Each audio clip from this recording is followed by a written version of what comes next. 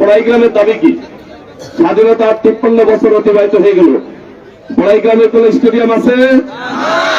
আমরা বড়াই গ্রামে জাতীয় আন্তর্জাতিক মানের একটা স্টেডিয়াম চাই।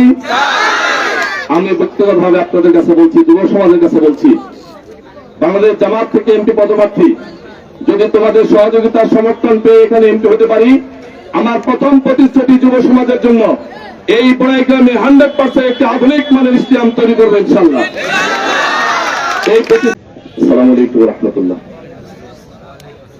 পানি লাগবে, পানি, সেই মুগ্ধ স্মৃতি বিজড়িত যুব সমাজ, আবু সাইদের উত্তরসূরি যুব সমাজ, বৈষম্যহীন সমাজ গঠনের রূপকার, অহংকার বড়াই গ্রামের যুব সমাজ। আজকে বড়াই গ্রাম যুব কল্যাণ সংঘের আয়োজিত এই খেলার সময় শ্রদ্ধ সভাপতি, প্রধান অতিথি, প্রধান মেহমান, বিশেষ অতিথিবৃন্দ, বড়াই গ্রামের আজকের 5 নম্বর এবং 8 নম্বর ওয়ার্ডের খেলোয়াড় এবং দর্শক, এবং একই সঙ্গে আমার বড়াই গ্রামের শ্রদ্ধ বিভিন্ন পর্যায়ের অতিথিবৃন্দ, অভিভাবক আছেন, আমি সবাইকে মোবারকবাদ। নিঃসন্দেহে আজকের আয়োজন সুন্দর এবং অপ্রীতিকর দু একটি ঘটনা, বিচ্ছিন্ন কিছু ঘটলেও দুই দলের খেলাও খুব সুন্দর।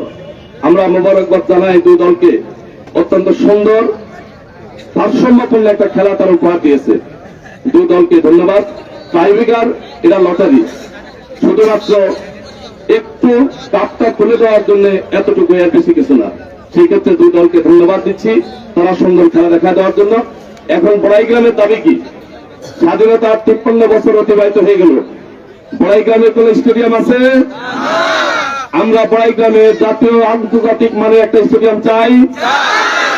আমি ব্যক্তিগতভাবে আপনাদের কাছে বলছি, যুব সমাজের কাছে বলছি, বাংলাদেশ জামাত থেকে এমপি পদপ্রার্থী, যদি তোমাদের সহযোগিতার সমর্থন পেয়ে এখানে এমপি হতে পারি, আমার প্রথম প্রতিশ্রুতি যুব সমাজের জন্য এই বড়াই গ্রামে 100% একটি আধুনিক মানের স্টেডিয়াম তৈরি করবো ইনশাআল্লাহ।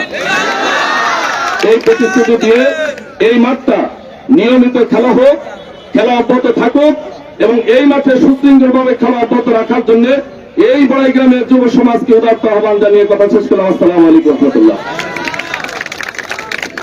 আলহামদুলিল্লাহ, ধন্যবাদ জানাচ্ছি জননেতা আব্দুল হাকিম ভাইকে।